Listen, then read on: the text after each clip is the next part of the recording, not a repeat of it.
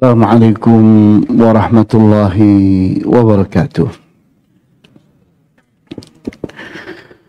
Innal hamdalillah nahmaduhu wa nasta'inuhu wa nastaghfiruhu wa na'udzu billahi min shururi anfusina wa min sayyiati a'malina. May yahdihillahu fala mudilla lahu wa may yudlil فلا هادي له وأشهد أن لا إله إلا الله وحده لا شريك له وأشهد أن محمدا عبده ورسوله لا نبي بعده نصلي ونسلم على رسولنا الأمين وعلى آله وأصحابه ومن تبعهم بإحسان إلى يوم الدين وبعد. Ikhwani wa akhwati fid din, a'azzakumullah. Kita masih sedang membahas tema yang penting sekali, berbicara tentang fitrah, yaitu menggali potensi fitrah.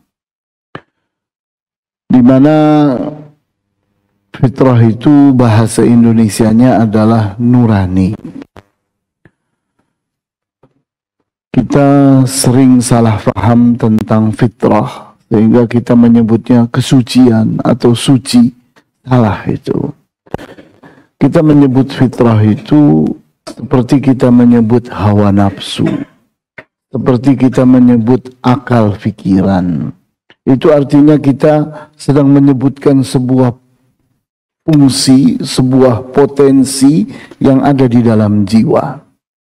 Kita bayangkan yakni bahwa manusia itu kalau tidak punya akal fikiran, apa hasilnya? Gila. Orang yang akal fikirannya tidak berfungsi, itu gila. Akal fikiran itu lain dengan otak. Otak itu ada di kepala. Otak itu hanya alat. Dia diatur oleh akal pikiran. Sehingga orang gila itu otaknya bagus, tapi akal pikirannya yang hilang. Sehingga orang menyebutnya hilang akal. Dan masuknya bukan ke rumah sakit otak, tapi masuknya ke rumah sakit jiwa. Nah itu jadi potensi kuat yang luar biasa dari jiwa manusia, di mana jiwa manusia punya akal pikiran. Kemudian yang kedua adalah hawa nafsu. Hawa nafsu itu kekuatan yang dahsyat sekali. Kita hidup di dunia ini tidak punya hawa nafsu, maka tidak punya keberanian, tidak punya kegigihan, tidak punya semangat, tidak punya kepentingan. Kita akan lemah. Kenapa? Karena itu semua adanya di mana? Di hawa nafsu. Sehingga kita punya hasrat, punya selera, punya minat. Itu semua adanya di mana? Di hawa nafsu. Kemudian ini potensi yang ketiga yang ada pada jiwa manusia, yaitu fitrah. Di mana fitrah itu yang membuat manusia itu punya nurani. Di mana nurani itu membantu manusia berpikir jernih, berpikir dengan kemanusiaan, berpikir dengan akhlak, berpikir dengan kasih sayang. Nah, ini kita lihat kenapa manusia bisa sepakat sedunia untuk menyepakati nilai-nilai kemanusiaan. Ya, sebabnya karena mereka punya nurani, punya fitrah. Entah orang Islam, entah orang kafir, sama mereka semua punya fitrah. Mereka semua punya nurani dan mereka bersepakat. Sehingga kejujuran, semua orang akan menganggap bahwa kejujuran itu adalah kemuliaan. Sementara dusta itu kehinaan. Semua orang sepakat bahwa keadilan itu kemuliaan, sedangkan kezaliman itu kehinaan. Semua orang sepakat bahwa amanah itu kemuliaan, sedangkan khianat itu kezaliman, kejahatan. Nilai-nilai itu disepakati oleh orang Islam, orang kafir sama. Kenapa? Karena semua orang itu punya nurani, punya fitrah. Nah, jadi kita harus punya cara memandang yang benar sesuai dengan Al-Quran dan Al-Hadis. Nah, kita ingin menggali potensi nurani itu, potensi fitrah itu sebagai sebuah kekuatan yang dahsyat di dalam jiwa manusia. Kita ingin gali. Antum lihat Ibnul Qayyim Al-Jauziyah di dalam kitab Fathul Bari dan di dalam kitab Aunul Ma'bud, antum lihat itu Fathul Bari jilid 3 halaman 293 dan di dalam kitab Aunul Ma'bud jilid 12 halaman 321. Ini beliau berbicara seperti ini. Kemudian saya langsung aja ke terjemahnya. Bahwa saya kasih judul di sini. Iman kepada Allah itu seperti susu ibu. Semua orang itu membutuhkan iman kepada Allah. Seperti bayi membutuhkan susu ibu. Sehingga bayi itu saat lahir apa yang dicarinya? Susu ibu. Dalam waktu yang sama manusia itu dengan fitrahnya merasa rindu kepada apa? Kepada iman. Kenapa? Karena setiap manusia itu kenal Allah. Mengerti Allah. Sesuai dengan surat Al-A'raf ayat 172. Di saat manusia itu masih berbentuk fitrah, belum berbentuk fisik, Allah sudah tanya. Antum bisa baca di surat Al-A'raf ayat berapa? Ayat berapa? 172. Allah tanya, alastu birabbikum? Bukankah aku ini adalah Tuhan kalian? Dan kita telah menjawab. Waktu itu fitrah kita telah menjawab, bala, benar. Nah, kita lihat di sini. Ibnul Qayyim ingin menandaskan kepada kita bagaimana fungsi fitrah kita itu. Beliau katakan, bukanlah yang dimaksudkan dengan ungkapan dilahirkan dalam keadaan fitrah. Dalam hadis kan disebutkan yuladu alal fitrah. Bahwa manusia itu kullu mauludin yuladu alal fitrah. Setiap anak dilahirkan itu dilahirkan dalam keadaan fitrah. Itu artinya manusia lahir dari perut ibunya telah berilmu agama. Bukan. Itu nanti malah akan menyalahi ayat. Karena Allah Ta'ala telah berfirman, wallahu akhrajakum min butuni ummahatikum la ta'lamuna syai'a. Allah melahirkan, memunculkan para manusia dari perut-perut ibu mereka. Itu la ta'lamuna syai'a. Kalian sebagai manusia saat lahir itu tidak punya ilmu sedikit pun. Jadi kalau kita berbicara apakah fitrah itu sudah berilmu saat lahir, jawabnya belum. Sehingga apa yang dimiliki oleh fitrah saat dia itu manusia itu lahir ke bumi? Nah, akan tetapi maksudnya adalah bahwa fitrah manusia menggiring manusia untuk mengenali agama dan mencintainya. Jadi manusia itu setiap hari digiring, didorong, diarahkan oleh fitrahnya untuk ingat lagi kepada Allah. Untuk beriman kepada Allah. Untuk mencari Allah, merasa rindu kepada Allah, merasa butuh kepada Allah, mencintai Allah. Itu kekuatan setiap orang. Setiap orang akan mencari Allah. Orang yang kafir, yang sombong, yang pembohong itu, begitu berhadapan dengan musibah, apa jeritan mereka? My God! Itu ceritanya, wahai Tuhan! Padahal sehari-hari dia tidak percaya kepada Tuhan. Tapi begitu berhadapan dengan musibah dan tidak bisa berbuat apa-apa, yang diceritkannya, yang dicarinya adalah Tuhan, Allah. Kemudian, karena fitrah sendiri yang melakukan pembenaran dan menyukainya. Karena fitrah itu di dalam jiwa manusia itu sudah mengarahkan kepada manusia, ini yang benar, ini salah. Sehingga manusia itu punya deg-degan, punya apa? Deg-degan.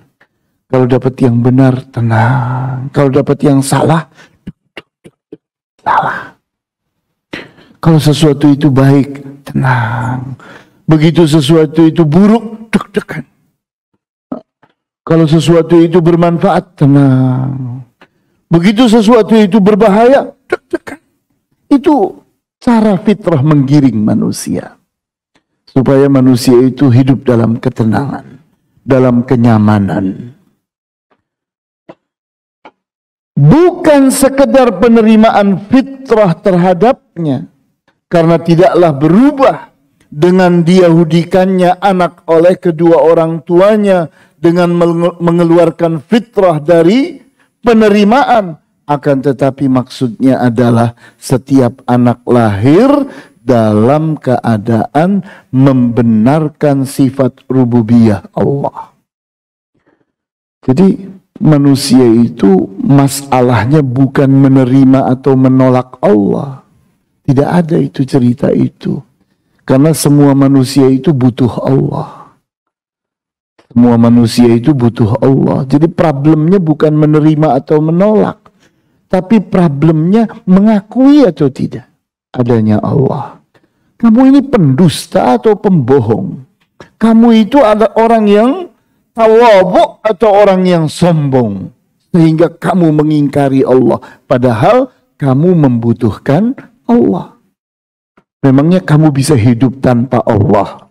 Memangnya orang ateis itu bisa hidup tanpa Allah? Allah hentikan air saja, mati dia. Allah hentikan makanan dan minuman, mati dia. Allah hentikan udara, mati dia. Dia tahu bahwa dirinya itu butuh Allah. Jadi bukan masalah menerima dan menolak Allah. Karena semua manusia itu menerima Allah. Tapi yang jadi masalah itu dia bersikap apa? Bersikap sombong atau tawadhu, tunduk di hadapan Allah. Bersikap bohong, mendustakan, atau yakni bersikap benar di hadapan Allah. Sehingga kita lihat kenapa kok hadis itu menceritakan bahwa kullu mauludin, setiap anak lahir itu dirubah oleh orang tuanya yang tadinya lahir dalam keadaan fitrah, diyahudikan atau dinasranikan atau dimajusikan oleh kedua orang tuanya. Lah apa yang sedang terjadi?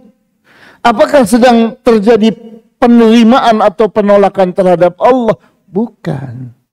Bukan itu yang terjadi. Yang sedang terjadi itu dia sedang meremehkan Allah. Menyepelekan Allah sehingga dia menuhankan selain Allah. Yang ini menuhankan Uzair, yang ini menuhankan Isa, yang ini menuhankan berhala, api, bintang-bintang, pohon-pohon dan sebagainya. Kemudian akan tetapi maksudnya adalah setiap anak lahir dalam keadaan membenarkan sifat rububiyah Allah. Setiap anak lahir itu lahir dalam keadaan fitrah, yaitu dalam keadaan Islam, di mana dia itu membenarkan bahwa Allah itulah yang menciptakan alam semesta, memberi rizki apapun yang ada di alam semesta, mengatur alam semesta. Allah lah yang menentukan apapun yang terjadi di alam semesta dan sebagainya. Itu sifat rububiyah Allah itu diakui oleh semua manusia yang lahir di bumi ini. Nanti bohong dan sombongnya itu yang membuat ini semua tertutup. Kemudian Maka jika tidak ada penolakan, tidak ada perubahan dari hal tersebut kepada lainnya. Jadi kalau anak dari kecil tidak pernah dirubah oleh orang tuanya, maka dia akan mencari Allah. Tapi di saat dirubah oleh orang tuanya, dijadikan pembohong, tidak dijadikan sombong, menyepelekan Allah, baru dia berubah. Seperti halnya anak itu terlahir dalam keadaan menyukai apa yang cocok untuk tubuhnya, yaitu menyusu, hingga dirubah menjadi hal lainnya. Anak bayi lahir yang dicarinya apa? Susu ibunya. Begitu dia ketemu dengan ibunya, dipeluk oleh ibunya, tenang dia. Dia menyusu kepada air susu ibunya. Dia dapatkan pemuas yang luar biasa. Karena itulah yang dia butuhkan. Tapi bagaimana nih ada anak-anak yang ternyata dipalingkan ke susu sapi. Terus anak itu mau menerima. Lah itu urusan lain. Tapi aslinya kerinduan dia kepada siapa? Kepada ibunya, kepada air susu ibunya. Namun dipalingkan kepada air susu yang lain, itu urusan orang yang merubahnya. Tapi fitrahnya, seorang bayi itu akan mencari air susu ibunya. Nah, kemudian dari sinilah fitrah diumpamakan seperti susu. Bahkan seperti perumpamaan itu saat mentakwil mimpi. Allah lah yang lebih mengerti. Artinya, pada saat manusia itu bermimpi, di dalam tidurnya dia bertemu dengan susu atau menemukan susu atau yakni betul-betul dipuaskan dengan air susu, maka itu artinya berbicara tentang fitrah. Karena Ibnu Qayyim punya keyakinan bahwa takwil mimpi untuk air susu itu adalah fitrah. Itu adalah nurani, di mana manusia diajak untuk berpikir jernih dengan nuraninya. Kemudian kita lihat Fir'aun. Fir'aun dengan orang-orang yang menyertainya. Apakah benar-benar Fir'aun itu tidak menerima Allah, tidak membutuhkan Allah, tidak beriman kepada Allah, tidak menerima sifat rububiyah Allah? Tidak. Yakin dia kepada itu. Buktinya apa? Kita lihat saat mati. Diceritakan di surat An-Naml ayat 14. Wajahadu biha. Fir'aun dan orang-orang yang bersamanya itu mengingkari kebenaran yang dibawa oleh Nabi Musa. Wastaiqanatha anfusuhum.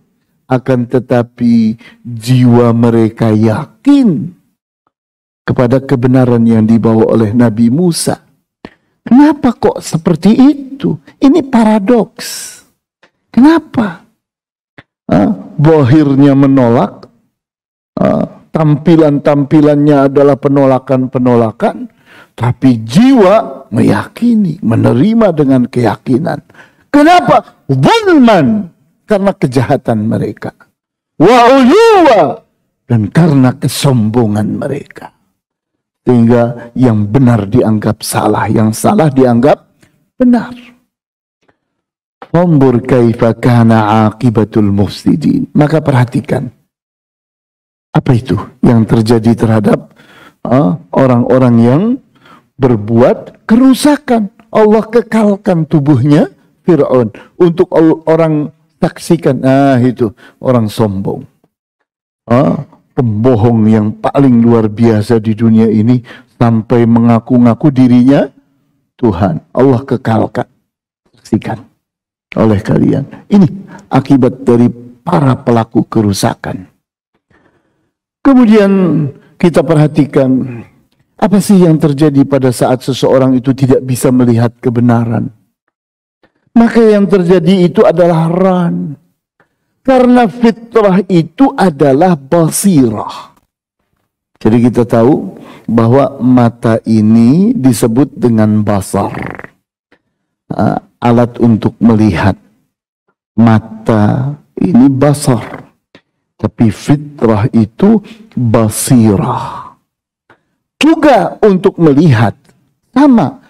Yang ini buat melihat materi. Yang ini buat melihat nilai.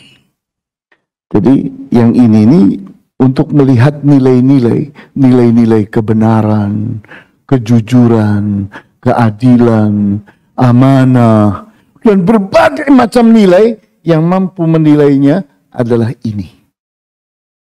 Fitrah. Sedangkan mata yang ini tidak bisa melihat nilai. Yang bisa melihat nilai itu hanya fitrah. Mata yang ini bisa melihat, oh ini tiang, oh ini tembok, oh ini kaca, oh ini gelas, oh ini mikrofon. Itu yang melihat mata yang ini. Karena ini materi. Fitrah tidak melihat materi. Fitrah basirah. Yang dilihat itu adalah nilai-nilai. Maka kita perhatikan di surat Al-Mutaffifin ayat 10 sampai dengan 14. Wailul lil mukadzibin. Maka kecelakaanlah neraka, wailah bagi orang-orang yang mendustakan kebenaran. Apa yang didustakan? Siapa mereka itu? Alladzina yukadzibuna biyaumiddin. Mereka adalah orang-orang yang mendustakan hari pembalasan. Seolah-olah matinya manusia final, selesai. Tidak ada lagi kehidupan setelah kematian. Tidak. Mereka telah berdusta. Wa ma yukadzibu bihi illa kullu mu'tadin athim. Dan tidaklah mendustakan kebenaran, mendustakan adanya hari pembalasan, tidak akan melakukan itu, pendustaan itu, kecuali memang manusia yang mu'tadin, telah melampaui batas, sombong, athim, sudah terpenuhi dirinya dengan dosa-dosa, sudah asyik masyuk dengan dunia ini. Sudah tidak ingin terlepas dari dunia ini. Idza tutla alaihi ayatuna qala asatirul awwalin. Mereka adalah orang-orang yang kalau dibacakan kepada mereka ayat-ayat kami, Al-Quranul Karim, mereka akan bilang, oh, asatirul awwalin. Ini dongengnya orang zaman dahulu kala. Diremehkannya Al-Quran, dianggapnya dongeng orang zaman dahulu kala. Padahal mereka sangat suka kepada dongeng-dongeng orang zaman dahulu kala. Berhala-berhala yang mereka sembah itu adalah dongeng-dongeng orang zaman dahulu kala. Apa sih berhala itu? Mesti ada ceritanya. Ini. Patung ini, oh ini kejadiannya begini, orangnya seperti itu. Dongeng orang zaman dahulu kala. Dan mereka sangat percaya, sangat suka kepada dongeng itu. Begitu Al-Quran dibacakan, langsung bilang, oh ini dongengnya orang zaman dahulu kala. Seolah-olah mereka tidak suka kepada Al-Quran, karena Al-Quran dongeng orang zaman dahulu kala. Padahal yang paling disukai oleh mereka adalah dongengnya orang zaman dahulu kala. Sehingga Allah bilang, kalla. Tidak, bukan itu masalahnya penolakan kalian itu. Balrana ala qulubihim. Yang terjadi itu mereka telah ditutupi oleh ran. Jiwa mereka tertutup oleh ran. Ran itu apa? Ran itu adalah selimut penutup, selaput penutup yang terbentuk dari dosa-dosa dan maksiat. Sehingga Allah katakan, makanu yaksibun. Yang disebabkan oleh perbuatan dosa mereka. Karena setiap orang berbuat dosa itu tertitiklah di dalam jiwanya titik yang hitam. Setiap seseorang berbuat maksiat, berbuat dosa, titik hitam. Berbuat lagi, tik, titik hitam lagi. Terus tik, dot metrik. Kita lihat dot metrik itu, semakin rapat, semakin hitam. Titik-titik itu. Semakin rapat, semakin tebal hitamnya. Semakin rapat, semakin tebal, semakin tidak mungkin untuk melihat keluar. Kenapa? Tertutup. Tertutup oleh ran. Jadi kita bayangkan kalau seseorang itu, yakni fitrah itu di dalam dirinya seperti mata, kemudian ditutup dengan gelas. Gelasnya sangat jernih, maka mata bisa melihat keluar. Tapi di saat ditutupnya dengan gelas hitam, tidak bisa melihat keluar. Nah, begitu juga fitrah. Fitrah itu kalau tidak ditutupi oleh ran, dia akan melihat dengan jelas. Tapi di saat ditutupi oleh selaput yang hitam, tidak mampu melihat. Nah, ini yang terjadi. Jadi ini salah satu potensi fitrah itu adalah dia sebagai basirah yang membuat manusia mampu melihat apa? Mampu melihat apa? Nilai-nilai. Bukan melihat materi. Karena melihat materi itu tugasnya siapa? Tugasnya mata yang ini. Ini mata ini basar untuk melihat materi. Sedangkan ini fitrah yang ada di dalam jiwa itu basirah. yakni alat untuk melihat juga, tapi untuk melihat nilai-nilai. Nilai-nilai kebenaran, nilai-nilai kebaikan, nilai-nilai yakni manfaat, keadilan, dan seterusnya, dan seterusnya. Maka berikutnya, antum lihat, apa sih indikator kalau seseorang itu fitrahnya masih jernih? Ah, ini, kita nukil perkataan para ulama, bahwa seseorang kalau memiliki 4 hal ini, itu menunjukkan fitrahnya jernih sekali. Tidak tertutup oleh ran. Nah, apa keempat itu? Yang pertama, al-ihsasu bil ajzi amam Allah. Seseorang merasakan lemah di hadapan Allah. Sehingga kalau sedang sholat di hadapan Allah, bersimpuh, sujud di hadapan Allah, ruku' beribadah di hadapan Allah, tunduk di hadapan Allah, apa yang terjadi pada dirinya? Dia sedang mengungkapkan kelemahan dirinya. Wahai Allah, aku ini bukan apa-apa tanpa Engkau ya Allah. Aku ini lemah.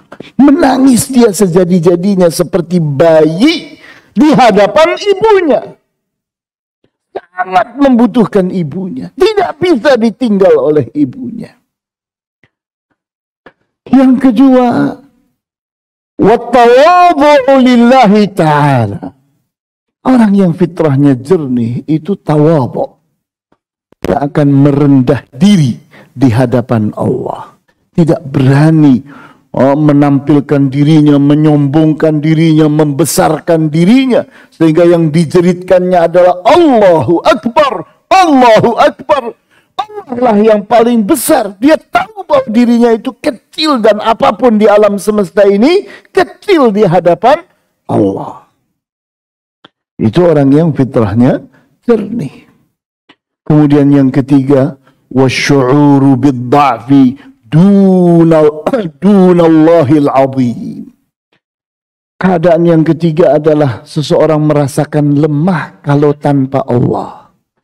Seperti bayi ditinggal oleh ibunya. Begitu dia mana ibu? Mana ibu? Dia menjerit. Kenapa? Dia merasa tanpa ibu, aku tidak bisa apa-apa tanpa ibu. Nah, begitu pula seseorang begitu dirinya ditinggal Allah, doanya tidak dikabulkan oleh Allah, tidak dipedulikan oleh Allah, ditelantarkan oleh Allah, dia menjerit sejadi-jadinya. Siapa saya tanpa Allah? Nah, itu orang yang fitrahnya jernih. Kemudian yang keempat, wal iftiqaru ilallahi ala kulli hal. rasa butuh yang terus-menerus kepada Allah dalam semua situasi dan kondisi. Setiap saat dalam keadaan butuh Allah. Setiap saat. Tidak ada kesempatan untuk sombong. Tidak ada kesempatan untuk mengatakan tidak butuh kepada Allah. Tidak ada. Setiap saat dalam kebutuhan kepada Allah. Ini 4 hal ini. Dan ini harus dibina. Ini harus dipelihara. Harus dirawat. Karena ini tanda bahwa seseorang itu fitrahnya masih jernih. Tapi kalau sebaliknya, ini indikator yang sebaliknya. Ada 8 indikator bahwa seseorang telah menyimpang dari fitrahnya. Fitrahnya telah tertutup oleh ron. Entah ron itu gelap, entah ron itu masih remang-remang, masih abu-abu. Ya, ini tergantung kekuatan indikatornya. Maka di sini kita lihat kalau 8 hal ini ada pada seseorang itu artinya gelap total.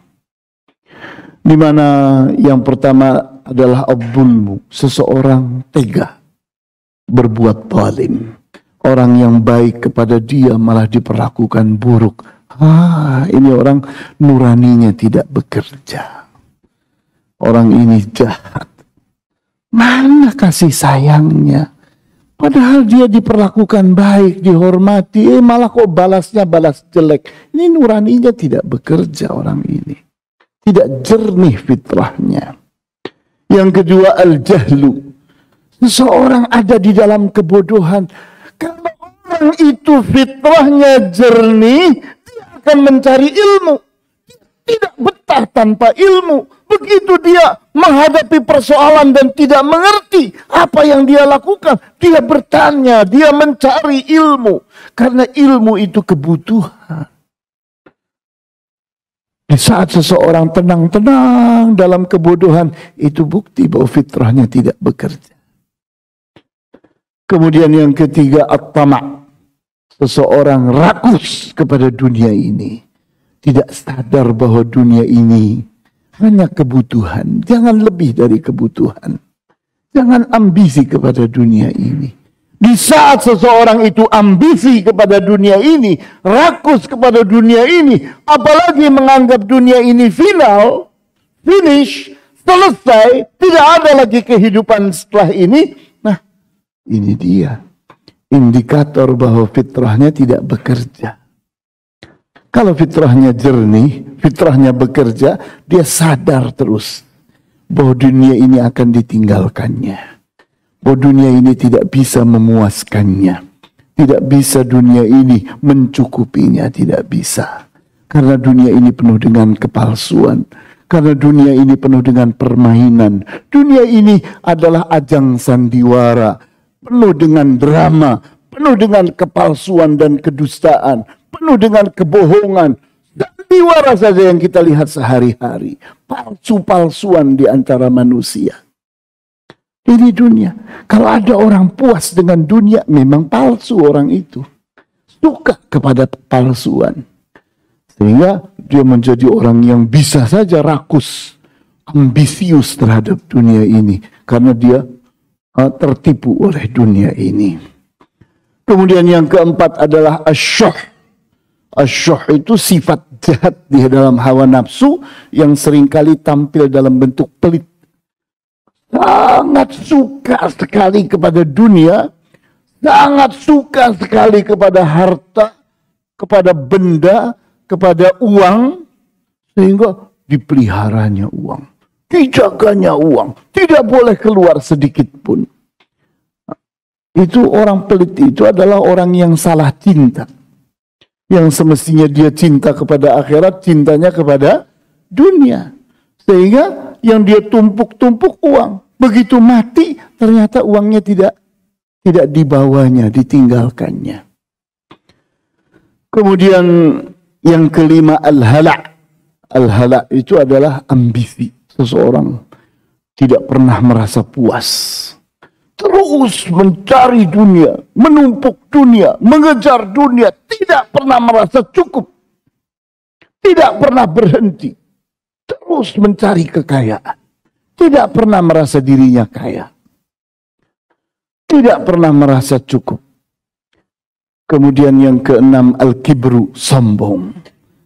Meremehkan Allah, tidak butuh kepada Allah. Merendahkan orang, merasa lebih daripada orang lain, bangga diri.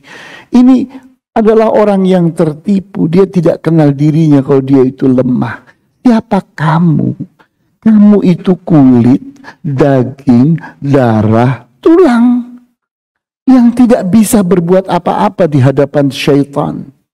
Tidak bisa berhadapan dengan binatang-binatang buas. Kamu itu lemah. Di saat seseorang itu sombong, itu artinya lupa siapa jati dirinya. Kemudian yang ketujuh, hubbul khisam. Suka kepada permusuhan, keributan. Ada manusia kok senang, merasa nyaman dengan ribut. Senang ribut, senang rame. Aneh, ini fitrahnya rusak orang ini. Karena aslinya manusia itu senang ketenangan, senang kebahagiaan, senang kenyamanan dan seterusnya. Kemudian yang kedelapan, al-inad. Al-inad itu adalah membangkang terhadap kebenaran. Seseorang sudah tahu ini salah, diterabasnya. Terus dia lanjutkan padahal dia yakin bahwa ini salah. Itu manusia yang fitrahnya tidak bekerja. Ini 8 indikator penyimpangan dari fitrah. Kemudian berikutnya lagi, Syekhul Islam Ibnu Taimiyah membuat perumpamaan yang luar biasa. Antum lihat ungkapan beliau itu. Beliau katakan, wa mathalul fitrati ma'al haqqi mithlu daw'il aini ma'ash syamsi. Perumpamaan fitrah di hadapan kebenaran itu seperti cahaya mata, retina, ma'asyamsi, di hadapan matahari. Retina itulah yang membuat orang bisa melihat. Jadi kalau kita melihat kawan kita ada di hadapan kita, lihat matanya, maka ada titik putih di tengah-tengah bulatan yang hitam. Itu retina. Itu sinar mata atau cahaya mata. Itulah yang disebut dengan bau'ul ain. Bau artinya sinar, ain artinya mata. Bau'ul ain. Nah, retina itu yang membuat orang bisa melihat. Tapi orang buta walaupun melotot tidak bisa melihat. Kenapa? Karena bulatan matanya dof. Tidak ada sternya. Tidak ada sinar matanya. Tidak ada retinanya. Wa kullu dhi 'ainin law turika bighairi hijabin lara'a syamsa. Kalau setiap orang yang punya mata dibiarkan tidak ditutupi matanya, maka dia akan bisa melihat matahari. Nah, kebenaran itu seperti matahari, tidak bisa ditutup-tutupi. Sehingga kalau ada orang tidak melihat kebenaran, bukan karena kebenaran tidak terlihat, tapi karena matanya ditutupi. Kalau matanya dia buka, matahari pasti terlihat. Kenapa? Karena di dunia ini tidak ada yang lebih bersinar daripada matahari. Nah, kebenaran itu seperti matahari. Wal i'tiqadatul batilatul 'aridatu min tahawwujin wa tanassurin wa tamajjusin mithlu hijabin yahulu bainal basari wa ru'yati syamsi. Adanya keyakinan-keyakinan yang batil yang datang berikutnya berupa keyakinan Yahudi, keyakinan Nasrani, keyakinan Majusi, itu seperti hijab yang menutupi fitrah sehingga mata manusia itu tidak bisa melihat matahari. Kenapa? Karena ditutupi oleh hijab. Begitu pula seseorang yang semestinya dengan fitrahnya bisa melihat kebenaran, ternyata tidak bisa melihat karena ditutupi oleh kedustaan-kedustaan dari keyakinan yang sesat tadi, yang batil tadi. Lanjutkan. Jadi kita lihat fitrah itu mampu melihat kebenaran. Karena memang fitrah itu basirah. Dia mampu melihat apa tadi? Melihat nilai-nilai. Nah, di antara nilai yang bisa dia lihat adalah nilai kebenaran. Nah, kebenaran itu di dunia ini seperti matahari. Tidak bisa ada orang yang menutupi matahari. Tidak ada. Ada seseorang bisa menutupi matahari? Tidak ada. Yang ada seseorang menutupi matanya. Begitu pula fitrah. Fitrah itu semestinya mengenali kebenaran. Namun kenapa ada orang fitrahnya tidak bisa mengenali kebenaran? Karena fitrahnya tertutup oleh ran. Ada hijab yang menutupi. Nah, di antara hijabnya adalah keyakinan-keyakinan yang didengungkan oleh orang tua. Semenjak bayi, seseorang itu diajak sombong, diajak bohong dan sebagainya oleh orang tuanya, sehingga membenarkan Tuhan-Tuhan yang bukan Allah. Terus menerus sampai sesatlah anak itu. Kemudian berikutnya lagi, kita perhatikan masih Syekhul Islam Ibn Taimiyah menerangkan Annal fitrata sahihata hiya aslul hanifiyatu allati khalaqallahu khalqahu 'alaiha. Bahwa fitrah yang benar itulah sumber dari sikap hanifiyah. Seseorang punya sikap hanif. Orang yang hanif itu nuraninya jernih. Dia akan mampu membedakan mana baik, mana buruk, mana benar, mana salah, mana manfaat, mana bahaya. Dia kenal Allah.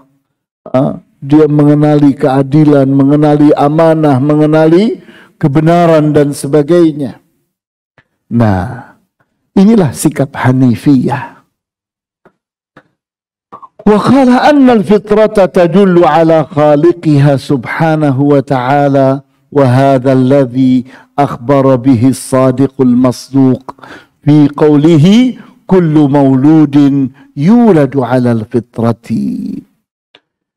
Dan fitrah itu mampu menunjuki manusia kepada Tuhannya. Fitrah itu yang menggiring manusia untuk mendekat kepada Tuhan, mencari Tuhan, merasa kangen, merasa butuh, merasa rindu kepada Allah. Dan inilah yang disebutkan oleh manusia yang jujur, manusia yang bisa dipercaya, yaitu Rasulullah SAW di saat beliau bersabda, kullu mauludin yuladu alal fitrati.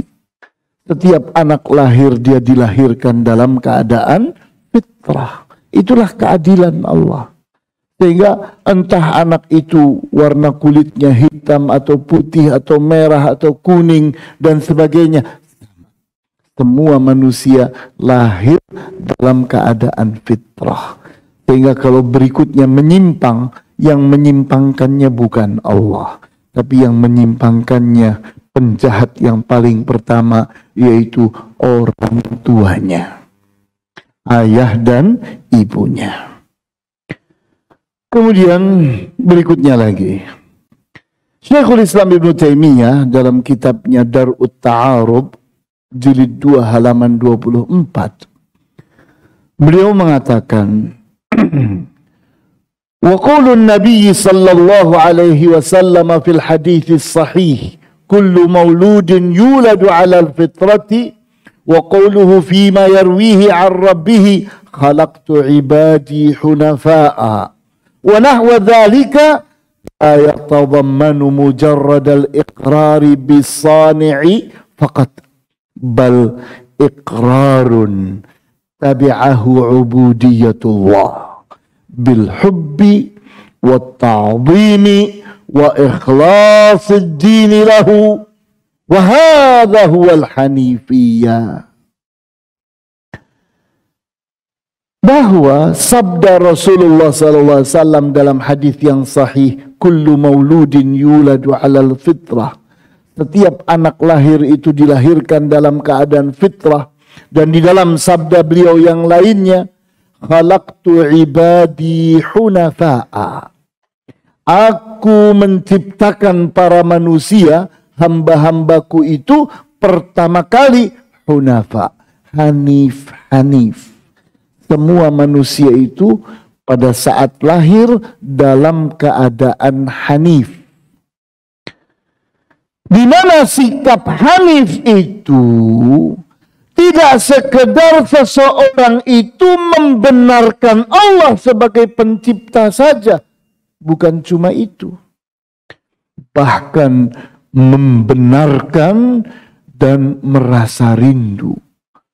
Memiliki hub, rasa kangen, rasa butuh kepada Allah. Kemudian ta'zim, punya kesiapan untuk mengagungkan Allah.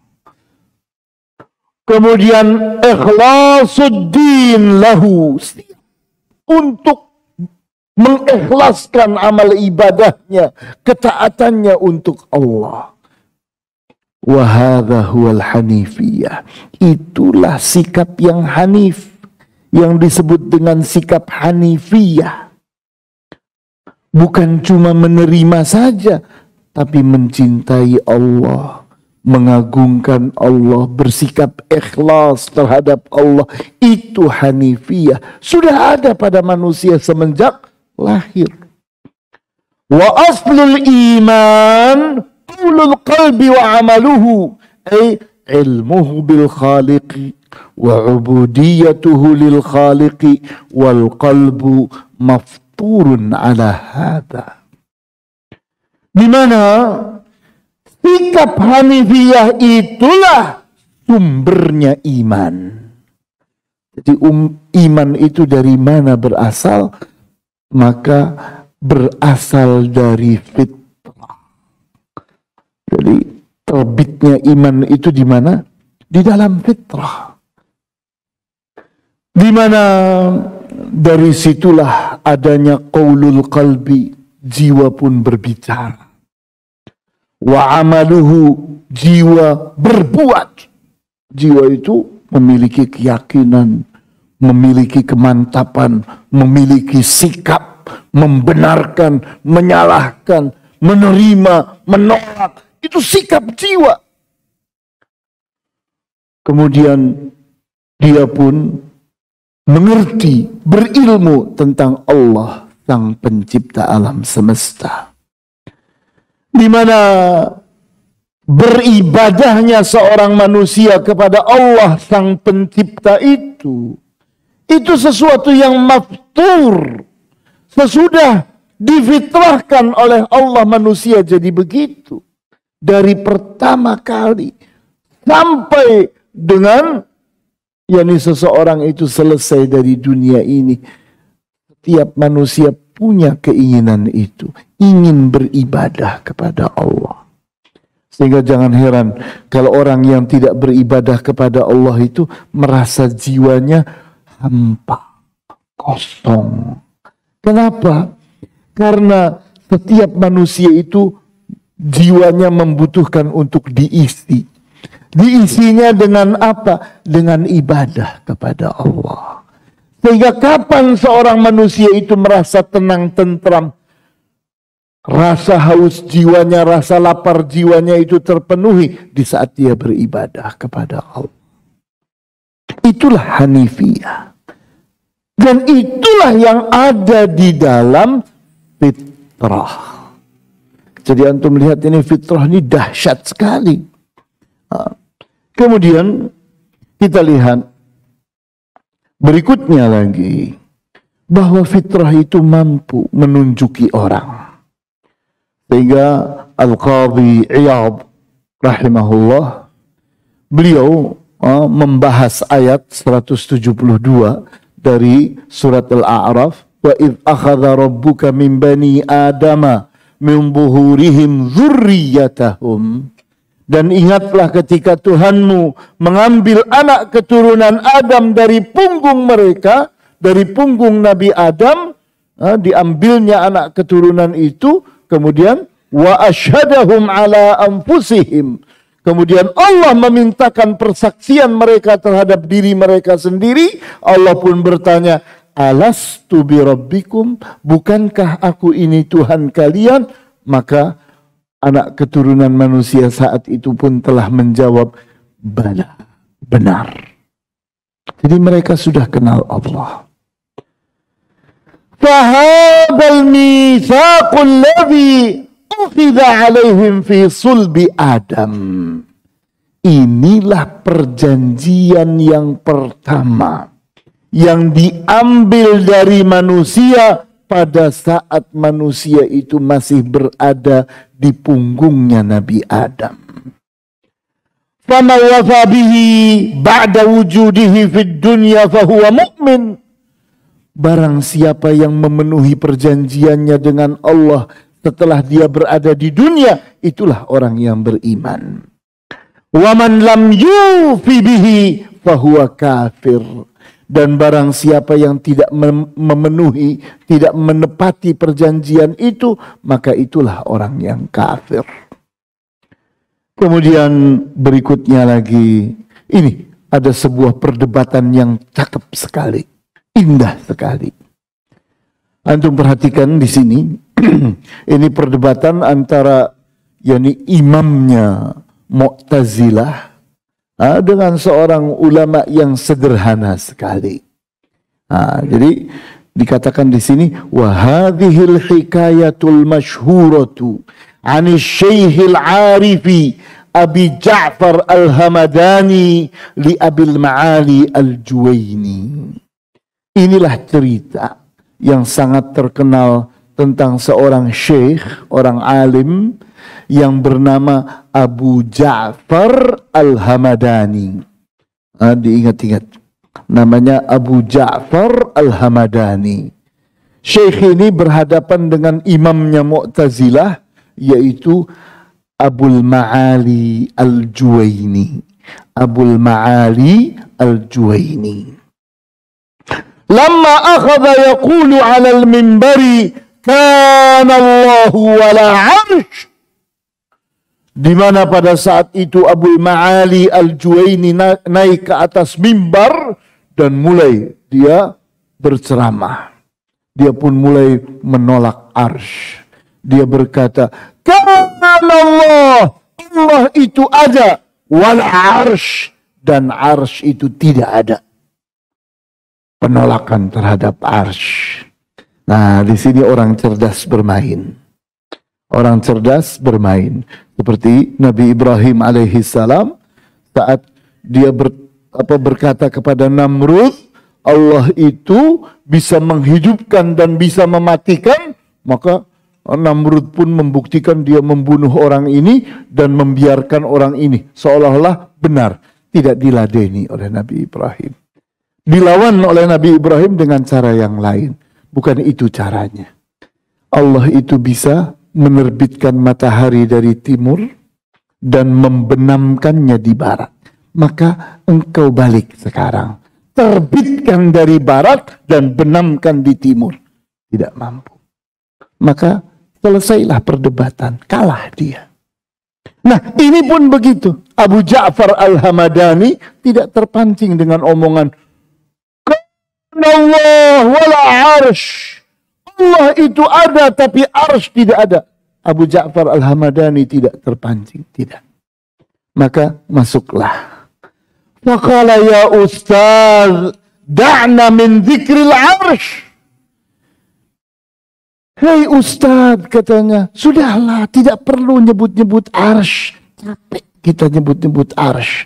Karena nanti akan terjadi debat kusir, putar-putar mana duluan, telur sama ayam. Gak selesai-selesai, gak usah katanya. Akhbirna an hadhihi daruratul lati najiduha fi qulubina. Coba beritakan kepada kami, di dalam jiwa kami ini ada sesuatu yang tidak bisa dibuang dari jiwa kami. Selalu ada menyertai kami. Fa innahu ma qala 'arifun qattu ya Allah illa wajada fi qalbihi daruratan tatlubul ulu. La taltafitu yumnatan wala yusratan. Fakaifa nadfa'u hadhihi ad-darurata an qulubina. Katanya, coba ini perhatikan. Setiap ada orang berilmu tentang Allah, kenal dengan Allah, menyebut ya Allah, itu di dalam jiwanya bergejolak. Kemana bergejolaknya? Ke atas. Sehingga yang dicarinya Allah itu ada di atas. Sehingga seseorang kalau berdoa menengadahkan tangannya kemana? Ke atas. Memperhatikan Allah ada di mana? Di atas. La taltafitu yumnatan wala yusrata. Dia tidak bilang, ya Allah ke kanan. Ya Allah ke kiri. Tidak, bukan itu yang dilakukan. Nah, gimana nih caranya kita ingin buang ini dari jiwa kita? Gak bisa jawab. Abul Ma'ali Al-Juwaini, imamnya Mu'tazilah, tidak bisa menjawab. Falattama Abul Ma'ali ala ra'sihi. Dia pukul kepalanya sendiri. Dia pukul kepalanya sendiri. Wa qala hayyarani al-hamadani hayyarani al-hamadani wa nazal. Aku dibikin bingung oleh Al-Hamadani. Aku dibikin bingung oleh Al-Hamadani. Turun dia. Pergi. Tidak bisa menjawab. Ini fitrah. Setiap orang itu di dirinya ada fitrah. Memangnya ada orang diajari bahwa Allah itu ada di atas? Tidak, setiap orang doa otomatis mencari Allahnya di mana? Di atas. Pakai pelajaran? Ada pelajarannya? Ada yang mengajari antum? Tidak ada. Semua orang yakin bahwa Allah itu ada di atas dan itu tidak perlu pelajaran. Itu fitrah. Itu fitrah. Manusia itu kenal bahwa Allah itu ada di mana? Di atas. Turun dia, gak mampu menjawab. Terakhir dalam pembahasan kita. Nah, kata Syekhul Islam Ibn Taimiyah dalam buku Majmu' Fatawa jilid 2 halaman 125. Wa kullu man kana billahi a'raf wa lahu a'bad wa du'a'uhu lahu akthar wa qalbuhu lahu adhkar kana ilmuhu ad-daruri bidzalika aqwa wa akmal. Maka setiap orang yang semakin dia itu mengenali Allah, semakin dia itu beribadah kepada Allah, semakin banyak doanya kepada Allah, semakin mengingat jiwanya kepada Allah, semakin berilmu dia tentang Allah, maka ilmu darurinya, ilmu kelaziman di dalam dirinya tentang Allah itu aqwa wa akmal. Semakin kuat fitrahnya itu, semakin kuat, semakin kenal Allah, semakin yakin kepada Allah. Jadi kalau antum ditanya gimana sih saya ingin supaya jiwa saya semakin kuat, iman saya semakin mantap, ini resepnya. Berilmulah tentang Allah. Semakin dalam ilmumu tentang Allah, maka fitrahmu, imanmu semakin kuat. Beribadahlah kepada Allah lebih banyak. Semakin banyak beribadah, semakin kuat iman, semakin kenal Allah. Doalah semakin banyak. Dengan berdoa semakin banyak seseorang itu semakin dekat dengan Allah. Kemudian terus berzikir. Semakin banyak berzikir seseorang kepada Allah, itu semakin kenal Allah. Sehingga di mana pengenalan manusia terhadap Allah itu semakin kuat, maka imannya semakin kuat. Fitrahnya juga semakin kuat, semakin sempurna. Fal fitratu mukammalatun bil fitratil munazzalah. Fitrah yang ada di jiwa ini itu butuh kelengkapan. Di mana kelengkapannya? pada fitrah yang munazzalah. Fitrah yang munazzalah itu Al-Quran. Al-Quran itu fitrah diturunkan. Sedangkan fitrah yang ini sudah ada di dalam jiwa. Maka dia itu seperti ini. Dia cocok. Pas. Seperti tumbuh ketemu dengan tutupnya. Pas. Iman sudah ada di dalam jiwa. Itu juga sama. Fitrah. Itu fitrah. Ini fitrah. Itu fitrah munazzalah. Ini fitrah yang sudah siap di dalam jiwa. Sehingga butuh pertemuan. Sehingga kalau orang itu mendengarkan Al-Quran, dia gini-gini. Benar ya?